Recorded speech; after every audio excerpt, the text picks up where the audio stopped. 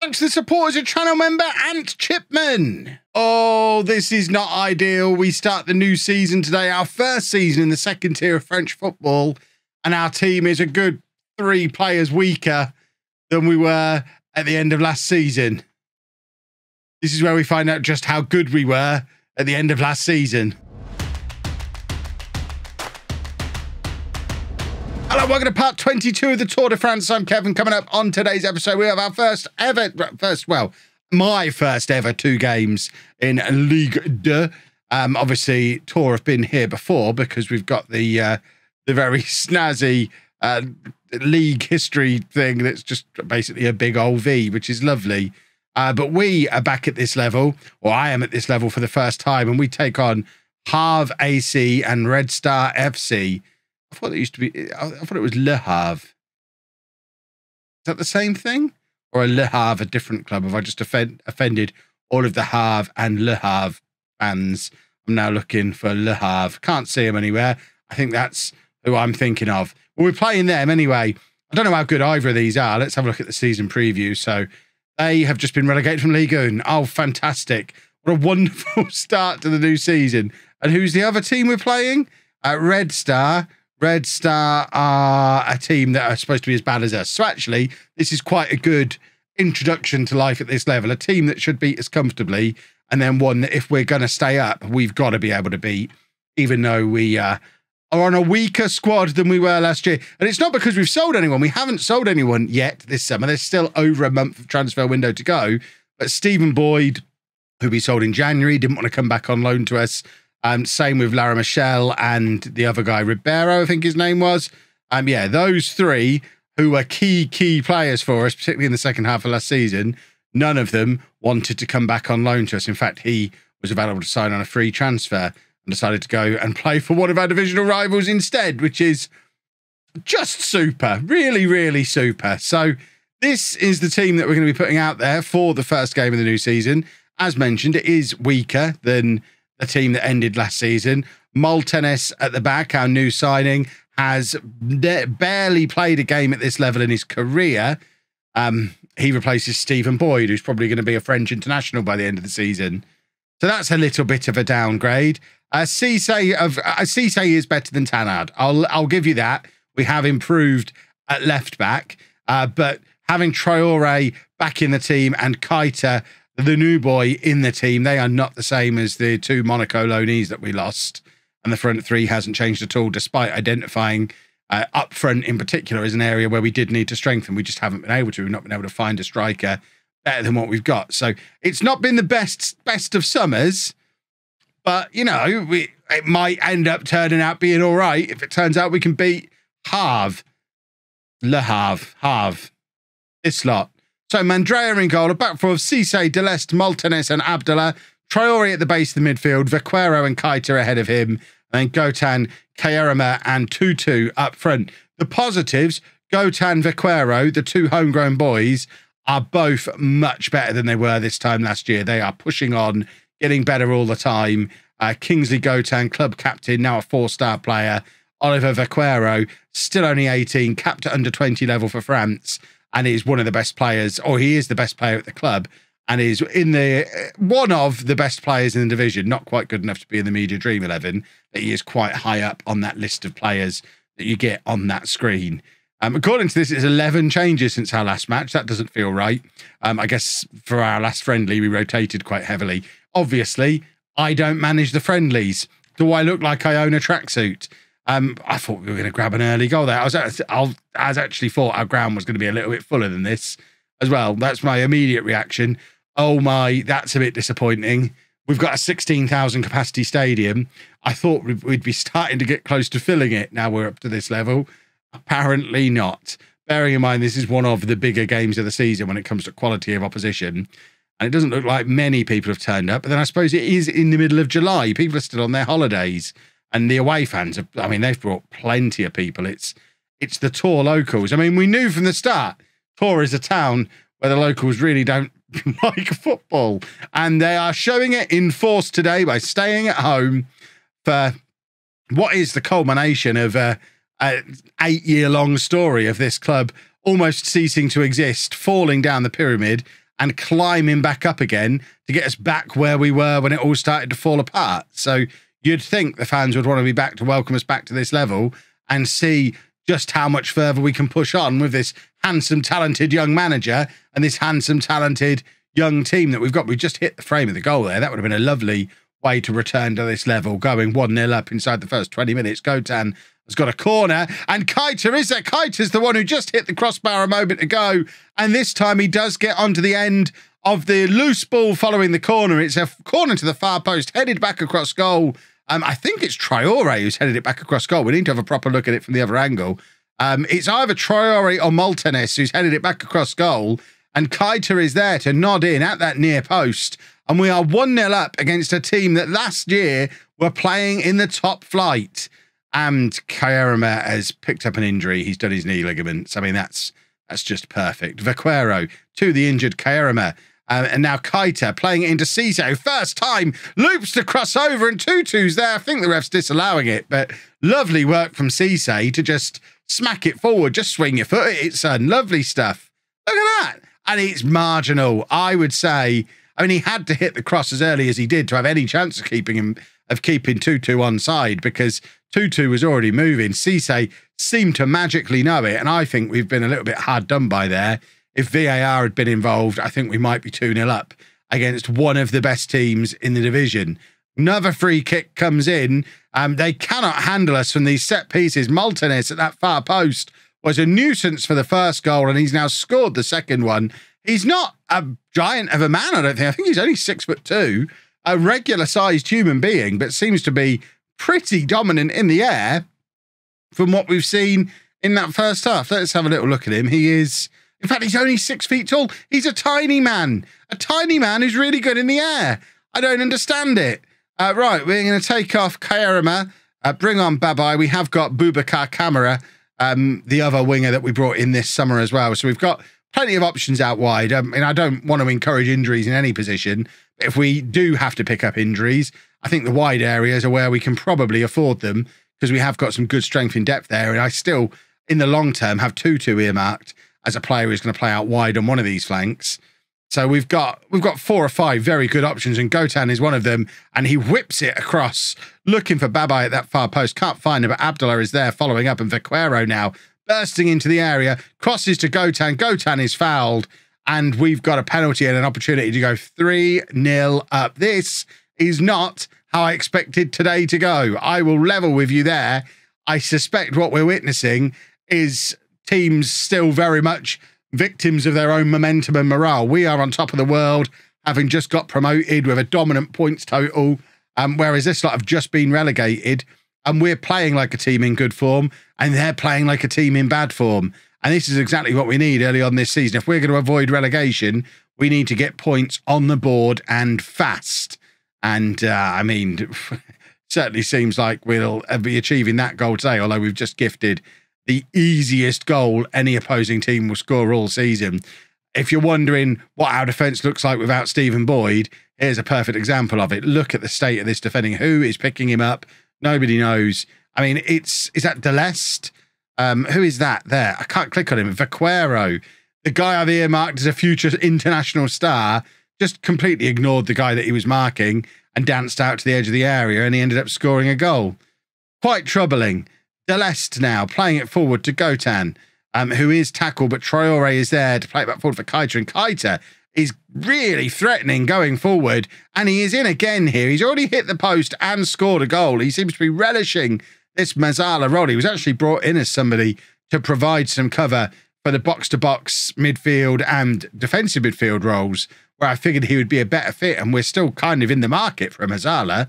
But Keita seems to have taken to it like a duck to water, and Deleste now showing once again just how dominant we can be from these set pieces. This hasn't been a save that's been all about set pieces, but today has been a match all about set pieces. We've only let our opponents have 2 shots. Meanwhile, we've had 5 corners and probably scored from 3 of them, and a free kick. We've been dominant from the set pieces. Godan's going to come on for Keita, who is tiring. Gotan is going to come off for Kamara. And we're going to have a first look at Boubacar Kamara on that left-hand side. He is actually a left footer, so He can play as a winger, and that's how he's going to play as an inside forward or an inverted winger when he plays over on the right, which is his natural position. But for today, we'll keep the boys wide, and because it's working. We've kept them wide so far, and it's working. In fact, I've only made 3 substitutions. I assume we're still allowed 5, but as we're pretty much at the end of the match, we'll just let it play out. The boys are wondering why has he only made 3 substitutions? What's that all about? Has he changed his tune? No, all it is I'm recording this straight after I've done a stream managing Leamington, and I'm only allowed 3 there. And I just forgot I could do 5 until I'd already made my changes. So we'll be back to doing 5 in the next game. Don't you worry. And what do you mean you're not watching the Leamington streams? I know I'm not streaming this week because I'm on holiday, having a lovely time at Centre Bucks, presumably. But when I'm back, I'll be streaming most days again at twitch.tv/Lelujo. And of course, Lelujo 2 has all the highlights from that series so you can get up to speed. Before we go any further, folks, just want to say a big thank you to today's episode sponsor, Manscaped, the global leader in men's grooming tools and hygiene solutions. Folks, we all know Father's Day is quickly approaching, and if your dad is anything like my dad, he's probably fed up of getting the same old rubbish present every year. That's where Manscaped comes in. And what more could you look for in a gift for your dad than the Lawnmower 4.0? The sleek 4th generation Lawnmower 4.0 is the perfect beard and body hair trimmer for the modern man. Actually had to go with it myself this morning, as you can see, looking pretty snazzy. The trimmer features cutting-edge technology for dad to geek out about, including super close ceramic blades and skin-safe technology to help reduce nicks and cuts on your skin. Perfect for a quick beard, chest and body hair trim. The trimmer's waterproof and cordless, so it can live inside his shower for quick cleanups and virtually no mess. And if he's anything like me and starting to get old man eyes, no problem. The Lawnmower 4.0 comes with a built-in 4000K LED spotlight to brighten up even the darkest of places for a smooth shave. But wait, there's more. Manscaped have just launched the brand new Boxers 2.0, and look how pretty they look. That's a gift. And arguably more important, available in full-size sizes for full-of-figure dad like me. I can actually wear these. Whether he's mowing the lawn, taking out the trash, or golfing in the sun, the moisture-wicking, anti-chafing Boxers breathe without breaking a sweat. They're designed using premium soft fabrics that are anti-chafing, cooling, and tagless, making them possibly the most comfortable boxers he'll ever wear. And I tell you what, I can vouch for that. The Manscaped Lawnmower 4.0 and the new Boxers 2.0 are the perfect gift combination for any dad, brother, son, husband, husband-to-be, boyfriend, anyone who wears underpants, really. And of course, I can save you a little bit of money on them as well. If you head over to manscaped.com today, you can save 20% and get free shipping by using discount code Lelujo at checkout. That's 20% off plus free shipping when you use code Lelujo at checkout. Manscaped. Always use the right tool for the job. So just one change for the Red Star game. Babai comes in for Kerema, who is injured the next few weeks. So Babai with the opportunity to re-establish himself as our starter on that right wing, which he was for most of last season anyway. So a couple of good performances from him in there now. And the position is his again, although obviously he has got Camera lurking as well, who we have spent actual cash money on this summer. Although I don't have much of a track record when it comes to spending money on players, particularly right wingers in this save. It seems to be all I've actually spent money on, and they've all been flops. So to be fair, Camera's only the second one, and calling him a flop this early is probably a smidgen harsh, but I'm not picking him yet. So that means he's a flop in my eyes. We're still top of the league at the moment. I'm just gonna ride that for as long as I possibly can. I expect it's a situation that's not going to last very long, but I am very much in favour of getting as many points on the board as we can early on in this season before we get figured out. Babai with the cross finds Gotan in the header. It's the crossbar, and the captain very nearly opening the scoring for us and putting us ahead once again. Cross comes in from the free kick, and I think Mandrea's had that covered just about. But it's the first real test that we've had in this match. We have been the better team in this match so far. Looking at those match stats, we are ahead for just about everything, again, apart from goals scored. And we're actually looking like we're going to go in at half-time behind in the match because we've just given away a penalty. We need a save from Mandrea here, or else against the run of play, we're going to go in behind at half-time, and that is exactly what is going to happen. Mandrea not able to make the save. It's a good penalty, and this isn't ideal because as good as we were in that first match, this is a team that we are going to be in a relegation battle with this year. We cannot afford to let them have points over us this early in the season. We should be winning these games, and at the moment, we are not, as you can see from the scoreline, even though we've been the better team. No changes at half-time. We'll sit on them for a little while. The small squad that we're operating with is a little bit of a problem, looking at what we've got down there on the bench. For an attacking change, we've only really got Theo Her as a goal-scoring option to come on up front, and his goal-scoring record since that injury about 18 months ago hasn't really been that great in lower leagues than this one. So we really, really urgently need to bring in a striker, and I'm just really struggling to find one. It's a lovely ball forward, though, from Traore to Tutu. And there's Keita, who bursts out of midfield again. He is looking like such a threat. I think we've got a good one here, boys and girls. Keita making it 2 from 2, and it is 1-1. And it's a lovely, I mean, that's lovely football from Traore. Lovely pass for Tutu, who gets in behind, uses his pace to stretch the play, brings the defender over, and Keita really doesn't have a lot to do there other than burst out of midfield and get there in time for the pass to be put just in front of him. Lovely stuff. And now we are going to make a whole load of changes as we try and force our way ahead in this game. We want to win. It's not enough just to not lose this game. We want to win this football match. We're playing against a team we think we're better than. Let's prove we're better than them. We're going to put Tutu out onto that side, playing with a much more narrow front three now. Theo Her coming on as well. And David Carter's going to come on at the base there. And I think that will probably do for now. If we get a free kick, we know how good David Carter can be at sticking them in the top corner. So we'll very much look forward to having one of those if the opportunity presents itself. Deleste to Carter, who slides it out to Cisse. And there's Tutu playing a little bit wider now, but rather than running with it, just lumps it forward looking for Her. Doesn't find him. And now we've given Red Star the opportunity for a counter-attack where they're coming down this not very well defended right-hand side. Although we've got some men over there to cover now. And they just seem, they're not really trying to hit us with a quick counter-attack, are they? Which seems a little bit odd when we had players out of position, but I guess they know they're not very good and they're just a little bit afraid to commit men forward, which, I mean, it's not a way I would ever play football, but each to their own. Godan in behind. Tutu is there. Oh, why does Tutu not hit that? It ends up coming to Her. Someone needs to have the shot, and it is David Carter. He doesn't even need the ball to be stationary. Just give him a football on the edge of the penalty area, and he's going to stick it in the top corner for you. He has got a foot on him, this football player. I don't know why Tutu was so hesitant there. Same with Her. Ends up bringing the ball out of the area, but it tees up Carter beautifully. And I don't know if we can have that guy wasting away at centre-back when he's got that in his arsenal. I think he's got to be around the edge of the opponent's area as often as he possibly can be because he's got that shot on him and he will score goals. It's 2-1 to us, 10 minutes to go. I was not anticipating back-to-back wins to start the season, but I'll absolutely take it if it's on offer. We've still got a month of transfer window as well. So by the time you come back in tomorrow's episode, there's likely to be some new faces in the squad because we are still very, very light in the squad. Although we've played well these first couple of matches, it is very much the promotion bounce. I promise you, this is a weaker team than the team we ended last season with.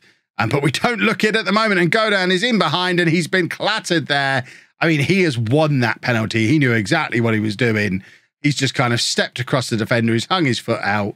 And I'm not sure who our penalty taker is. It's Maltenis coming forward from the back to make it 3-1. And that's his second goal third goal. He scored twice in the last game. I don't think he did. But we know those numbers are usually wrong on Football Manager anyway. But either way, he's had an excellent start to life as a tour player as well. Both Maltenis and what's his face, Keita, have been fantastic as new signings.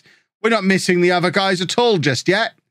This is awesome. And now Abdullah, just to finish things off with a little bit of grumpiness, gets himself injured. Barrett can come on for him to play right back for a couple of minutes. And we don't really have much strength in depth in the full-back areas. So it's not ideal if he's picked up a proper injury because we don't really have a backup right back. But that feels like something for future Kev to worry about because right now we are enjoying being top of the second tier. and it's only a bruised ankle anyway, so future Kev doesn't even have to worry. Beautiful stuff. We'll be back tomorrow for the first couple of games after the transfer window shuts. We've got 6 games now and a window to get done. We're going to, like I say, we're going to have a quarter of the season under our belts before this transfer window closes. By this time tomorrow, we're going to have a really clear idea of where we stand this season. And I mean, I still don't think we're going to be in a promotion fight, but looking at how we've performed so far, I also don't think we're going to get relegated, which is lovely. Look, I mean, the 2 teams we've played are 19th and 20th, so let's not get too ahead of ourselves just yet. They're perhaps not very good. If you've enjoyed that, please make sure you leave a nice big thumbs up on there for me. Subscribe to the channel for daily Football Manager videos, and thank you very much for watching.